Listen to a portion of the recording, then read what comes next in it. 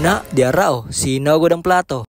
Tulog-tulog naman po ning may trabaho, duyan-duyan pa. Mura magpensyonado, kay medyo nindot naman po karon andagan sa panahon. Ug nakaligo naman po ng bata diha, mong nakapaprisko na po na sa panghuna-huna. Mong before na to sugdan atong tripping karon, lungagi sa po na din ha, aron ara po day kanon. Ug pwesto na po ta sa atong duyan ani. Hunahunaon say mga maayong pamagi, aron masulbad ang kalisod dinhi sa Pilipinas. Abot naman ang kag Pilipinas, wa gani kay gamit. Grabe ka naman kay Sel.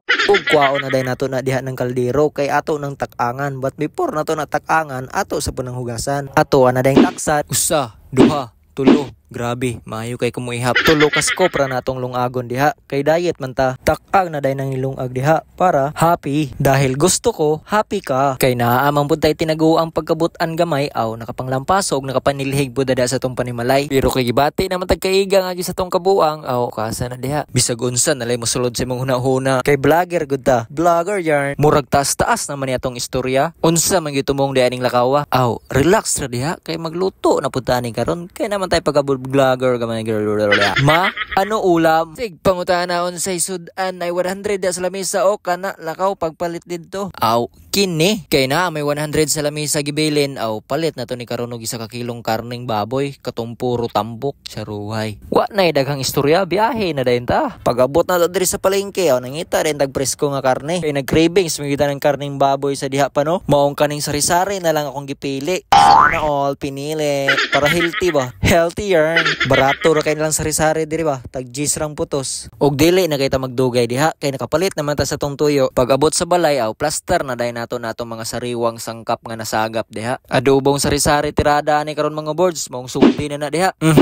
Mo movement pud ang kanahan Unho na day nato gihiwa ng sibuyas diha. Usa gyud sa number 1 nga pampalasa sa mga luto nato basta gisa-gisa ba. Sunod pud day nato ng ahos diha kay partner man na niya. Kay kompleto ricados naman ta sugda na nato ning seremonya. Unsay dugayon? Painit na dayon tagkalaha di ang anay oil ug pabuton sa puday nato nga mubukal na sa kainit natong oil diha. Anha nato ihulog na atong mga sariwang sangkaperns. Ug niabot naman ang saktong panahon ihulog na diha, ilunod na boards. Kay nasunog naman ang mga lamaserns isunod na dayon nato natong main recipe diha. Recipe pa man gyud. Grabe kalabli Healthy lifestyle lang sa tani karon mga boards kay nilabay naman ang Pasko ug New Year, sumuol na pud magkarne. Utan-utan sa tani karon. Sus, wa lang gyud ikapalit. Sumangil yarn. Wa na, hapit na maluto ning hisuraa. Amoy pa lang, ulam na. Hanas pugay movement ng luwag diha Pro, kay hilig man ta og halang, bahala og sari-sari na diha. Apilan gyapon nato na og sili, dugang pampayami. Kuha na kay nimong templada boards. Okay kay ka ha? Hukara na day na dinha kay lami na kay kaon. Plastar na diha sa lamisa. Kini, impas gyud ang bahawa ni sa Jollibee. Hukare na day nagbalik 20 nga rice diha. Kaon na buda ni mga boards. Grabe, okay kay og tirada ba? Sari-sari. Nindot ragid nga natay hilig mukaon og gulay mga boards. Masustansya na, healthy pa. Kaya sakay na. Sakay naman noon, wa ka na buyong diha.